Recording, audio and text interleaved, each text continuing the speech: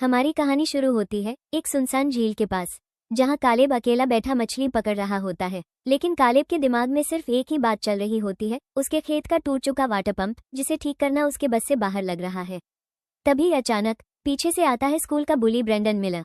वो बिना वजह कालेब को छेड़ता है और जब कालेब हिम्मत करके जवाब देता है, ब्रेंडन उसे जोर से धक्का देकर जमीन पर गिरा देता है और हंसकर वहां से चला जाता है। जख्मी और उदास कालेब वहीं बैठा रहता है। तभी उसके पास एक अजीब सा बुजुर्ग मछुआरा आता है, ओल्ड मैन रसेल। वो कालेब की तरफ देखकर हल्का सा मुस्कुराता है और कहता है, बच्चे, खुद पर कभी शक मत करना। जो अपने लिए खड़े होते हैं वही सच में जीतते हैं। यह अल्फाज सीधा कालेब के दिल तक उतर जाते हैं। घर वापस जाकर कालेब अपनी छोटों को छुपाता है। जैसे ही उसकी माँ सारा घर आती है, वो फौरन सब कुछ नॉर्मल दिखाने की कोशिश करता है। लेकिन माँ सब समझ जाती है, फिर भी उसके कहने पर चुप रहती है। रात को अकेला बैठकर कालेब अपना पुराना मेमोरी बॉक्स निकालता है। उसमें उसके स्वर्गीय पिता की तस्वीर और उनके एक्सीडेंट की रिपोर्ट होती है। उन तस्वीरों को देखकर कालेब के दिल में एक ही सवाल उठता है, अगर पापा अभी जिंदा होते तो क्या मैं अलग होता? इसी दर्द और तन्हाई में कालेब के अंदर एक नई चाह पैदा होती है, अपने पिता से शुरुआत की, उनकी तरह मजबूत बनने की, और यहीं से शुरू होती है उसकी असली जर्नी। कैलेब अपनी नई सोच किसी को नहीं बताता। अगले कुछ हफ्ते तक वो अपनी माँ सारा को कहता है कि उसकी स्कूल के बाद की एक्टिविटीज हैं, लेकिन असल में वो स्कूल जिम जा रहा होता है। शुरू में कैलेब रेसलिंग ज्वाइन नहीं करता। वो चुपचाप कॉर्नर में बैठकर सिर्फ ऑब्जर्व करता है, हर मूव, हर टेक्निक, हर फाइट।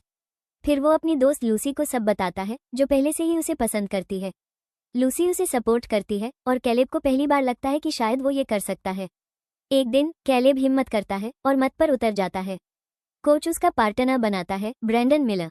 लेकिन लो कहने के बावजूद ब्रेंडन अपनी पुरानी दुश्मनी निकालता है। वो कैलेब को बुरी तरह पीता है जब तक कोच बीच में नहीं आ जाता।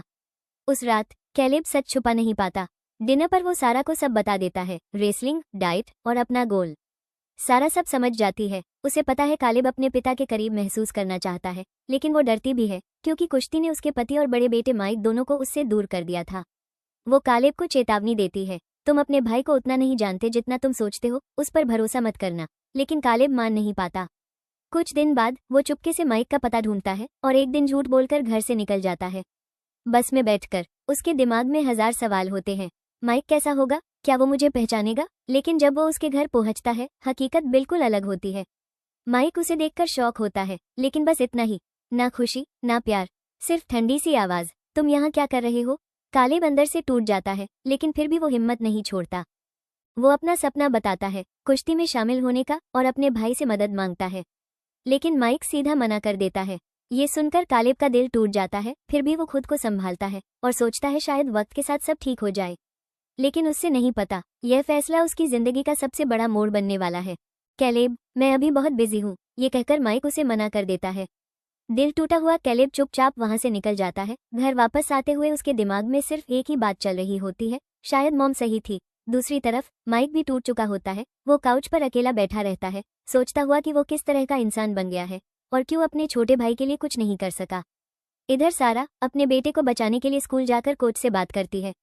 कोच उसे तसल्ली देता है और वादा करता है कि वो कालेब का ख्याल रखेगा। उदास कालेब फिर से उस झील पर जाता है। वहां उसकी मुलाकात फिर होती है ओल्ड मैन रसेल से। कालेब कहता है, मैं कुश्ती करना चाहता हूँ, और रसेल सिर्फ इतना कहता है, फिर डरना बंद करो। कुछ दिन बाद एक मैच से पहले टीम का एक प्लेयर घायल हो जाता है और मजबूरन कालेब को रिंग में उतरना पड़ता है। डरते हुए वो माइक को कॉल करता है, लेकिन बात नहीं हो पाती। वो मैसेज छोड़ देता है, मैं फ्राइडे को फाइट कर रहा हूँ। फ्राइडे आता है, लेकिन माइक नहीं आता। जिम में अपने अपोनेंट को देखकर कालेब का कॉन्फिडेंस टूट जाता है, लेकिन इस बार सारा वहां होती है अपने बेटे के लिए। मैच शुरू होता है और बिल्कुल वैसे ही होता है जैसा कालेब डर रहा था। वो बुरी तरह हार जाता है। हर मैच के साथ कैलेब को ज्यादा दर्द, ज्यादा बेइज्जती मिलती है। वो छोड़ने का सोचता है, लेकिन टीम में उसकी वेट कैटेगरी में कोई और नहीं होता। दूसरी तरफ माइक की जिंदगी और गिरती चली जाती है। एक बार फाइट के बाद वो जेल पहुंच जाता है। अगले दिन स्कूल में कैलेब अपने दोस्त डोनाल्ड से बात करता है, लेकिन उसका कॉन्फिडेंस लगभग खत्म हो चुका होता है। तभी सामने आता है ब्रेंडन मिलर। वो सबके सामने कैलेब का मजाक उड़ाता है और एक अखबार उसके हाथ में दे देता है। हेडलाइन होती है, पूर्व रेसलिंग स्टार माइक अरेस्ट। ये देखकर कैलेब बिल्कुल टूट जाता है। अब उसके पास न जीत है, न भाई का सहारा, और न ही खुद पर यकीन। लेकिन कहानी यहीं खत्म नहीं होती। असली लड़ाई अब शुरू होने वाली है। अखबार की हेडलाइन क्लियर होती है, 28 साल का माइक बड़े हमले के लिए गिरफ्तार। ये देखकर कालेब का दिमाग हिल जाता है। वो सीधी झील पर जाता है, जहाँ उसकी मुलाकात फिर होती है ओल्ड मैन रसेल से। कालेब अपना दर्द शेयर करता है और रसेल कहता है, अगर तुम्हें अपने भाई की जरूरत है तो यकीन करो, उसे भी तुम्हारी जरूरत है। ये बात कालेब के दिल में उतर जाती है। अगले दिन सुबह वो जल्दी उठता है, अपनी दोस्त लूसी का स्कूटर लेता है, माँ से झूठ बोलता है और सीधा मस्कोई कोर्ट हाउस पहुंच जाता है। कोर्ट में जब माइक का केस चल रहा होता है, तब कैलेब सबके सामने खड़ा होता है और कहता है, मैं तुम्हें अपना वचन देता हूँ, तुम हमें दोबारा यहाँ नहीं देखेंगे। ये सुनकर माइक इमोशनल हो जाता है और जज उसे एक और चांस दे देता है। कोर्ट के बाद दोनों भाई पहली बार सच में बैठकर बात करते हैं। छोटी सी अजीब सी बातचीत, लेकिन दिल से। इसी पल में माइक आखिरकार फैसला करता है, वो कैलेब को कुश्ती सिखाएगा।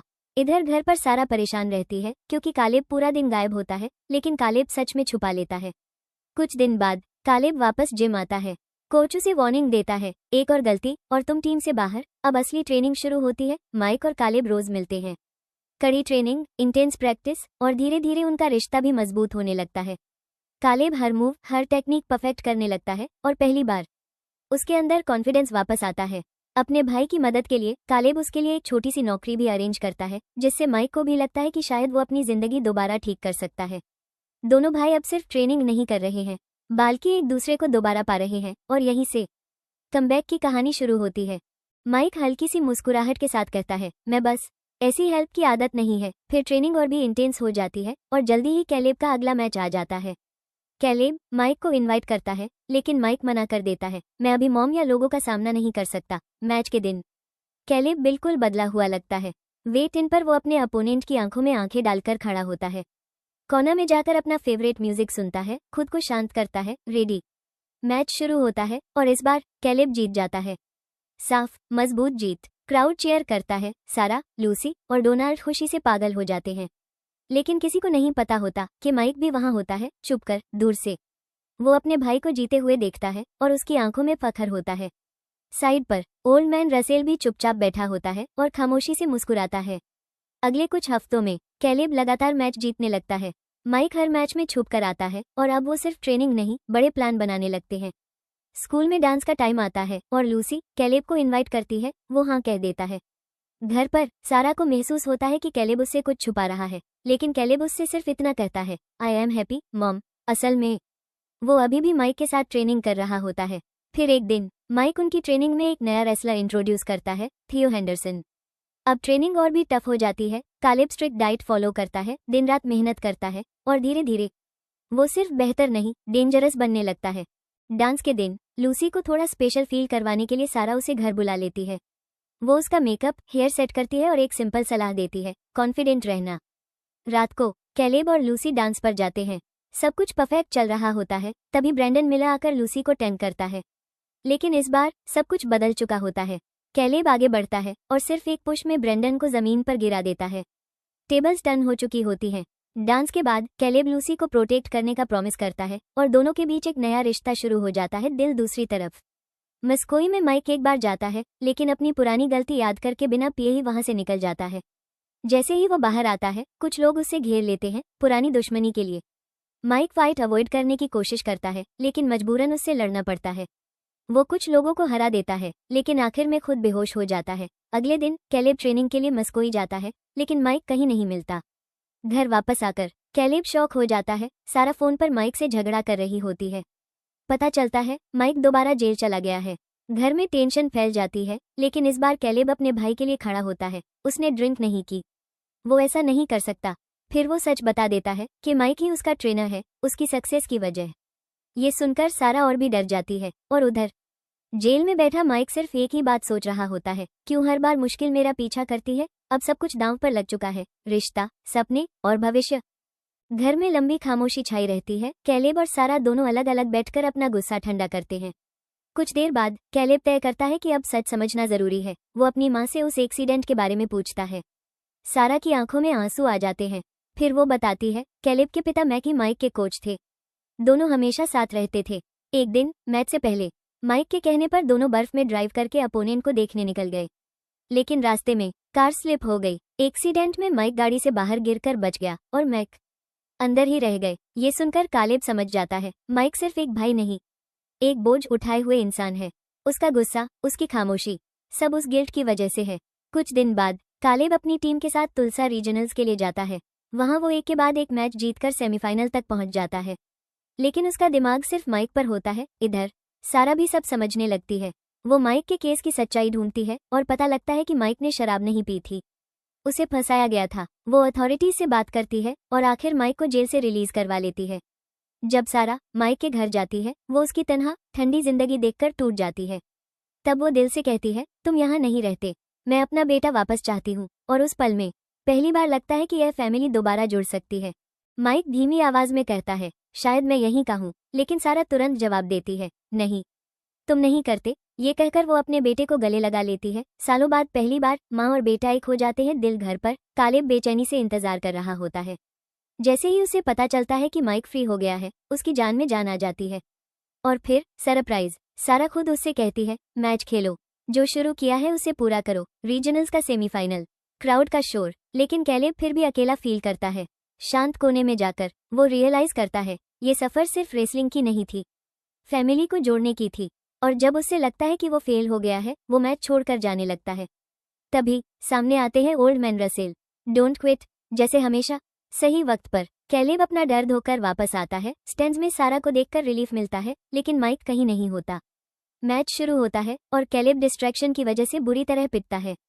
फिर अचानक वो ऊपर देखता है, माइक आ चुका होता है, अपनी टीम जैकेट में, फखर के साथ। बस यही मोमेंट सब बदल देता है।